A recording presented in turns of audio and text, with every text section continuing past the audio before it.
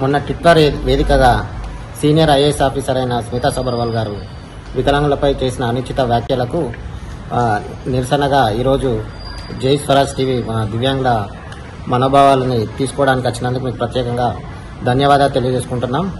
ఒక senior IAS officer అయ్యండి విమాన రంగంలో మరియు సివిల్ సర్వీస్లో దివ్యాంగులకి రిజర్వేషన్ అవసరమా అని ప్రశ్నించింది. మీకు 22 ఏళ్ల అనుభవం ఉన్నది. ఐఏఎస్ ఆఫీసర్ అయ్యండి మీరు ఎంతో ప్రతిభ కలిగిన దివ్యాంగులను ఆయా రంగాల్లో మీరు చూసిండ్రు, అన్నీ చూసి మీరు వచ్చిండ్రు. చూసి వచ్చినా కూడా మీరు ఈ విధంగా వ్యాఖ్యలు చేయడం సరికాదు. మీకు ఇప్పటికైనా కళ్ళు తెచ్చుకొని చూడండి.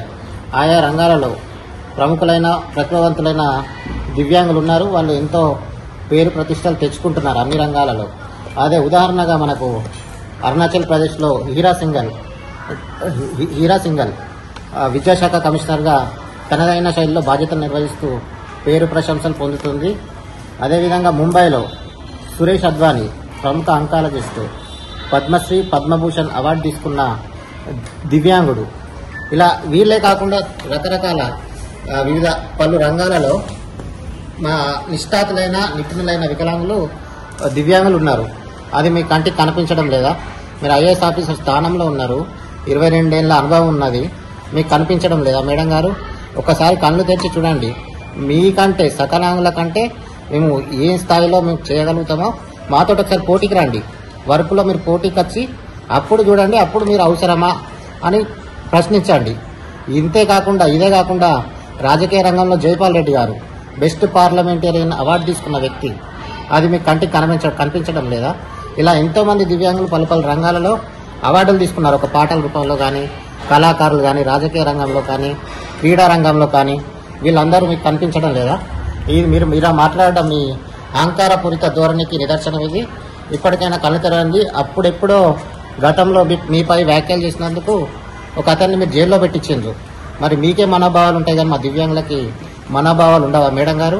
కొంచెం కళ్ళు తెరిచి చూడండి. కళ్ళు మూసుకొని ప్రవర్తించకండి. అధికారం చేతిలో ఉంది కానీ మీరు మాట్లాడింది సివిల్ కండక్ట్ ఆఫ్ సివిల్ కింద వస్తుంది. మీరు వికలాంగుల చట్టాలకి వ్యతిరేకంగా మాట్లాడిండ్రు, రాజ్యాంగ హక్కులకు వ్యతిరేకంగా మాట్లాడిండ్రు, ప్రాథమిక హక్కులకి వ్యతిరేకంగా మాట్లాడిండ్రు, న్యాయానికి వ్యతిరేకంగా మాట్లాడిండ్రు. కాబట్టి ఒకసారి ఆలోచించుకొని మళ్ళీ మీరు అంతేకాకుండా మీ వ్యాఖ్యల్ని సమర్థించుకుంటూ రీట్వీట్ చేయడం అనేది మీ అజ్ఞానానికి నిదర్శనమని మేము అనుకుంటున్నాం. మీరు మెంటల్ కండిషన్ బాగాలేనట్టున్నది. కాకపోతే మీరు మా దివ్యాంగులైన డాక్టర్ దగ్గర రండి, మేము చూసి చెకప్ చేసి మీకు పరిశీలించి చెప్తాం. ఇంకొకటి, మీరు రిజర్వేషన్ అవసరమా అని అడిగిండ్రు. రిజర్వేషన్ అనేది ఒక జాతికి ఒక వర్గానికి ఇచ్చేటప్పుడు నిష్ఠాతులైన నిపుణులైన కమిటీ వేస్తారు. ఆ కమిటీ పార్లమెంట్కి సబ్మిట్ చేస్తే పార్లమెంట్లో చర్చ జరిపి అప్పుడు రిజర్వేషన్ ప్రకటిస్తారు. అంత ఈజీ కాదు. ఎవరో ఇక్కడో తప్పు చేసిండ్రు, మా దివ్యాంగ సర్టిఫికేట్ అడ్డం పెట్టుకొని వాళ్ళు మోసం చేసినందుకు మీరు దివ్యాంగుల సమాజాన్ని అనడం మీరు కళ్ళు మూసుకపోయి ప్రవర్తిస్తున్నారనే నిదర్శనం మీకు అర్థమవుతుంది. మళ్ళీ అంతేకాకుండా మీ తప్పుని సమర్థించుకుంటూ రీట్వీట్ చేయడం అనేది మీకు మానవత్వం ఉందా, మనసున్నదా?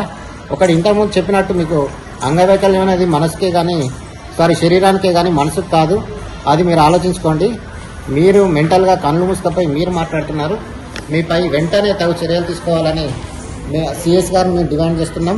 అదే గౌరవ ముఖ్యమంత్రి రేవంత్ రెడ్డి గారు ప్రభుత్వం వచ్చిన ప్రమాణ స్వీకారం చేసిన తొలి రోజు ఒక దివ్యాంగురాలకి గౌరవప్రదమైన పోస్ట్ ఇచ్చి దివ్యాంగుల ప్రాముఖ్యతను పెంచిన ఆ ప్రభుత్వంలో మీరు పనిచేస్తూ ఇలా మాట్లాడడం దేనికి నిదర్శనం అనేది మేము అడుగుతున్నాం. ఇప్పటికైనా మీరు కళ్ళు తెరిచి మాకు బహిరంగ క్షమాపణ చెప్పాలి. మేము చేసిన తప్పు అని చెప్పాలి. మేము చేసిన తప్పు అని చెప్పి మీరు వెనక్కి తీసుకొని మాకు డిమాండ్ చేస్తున్నాం.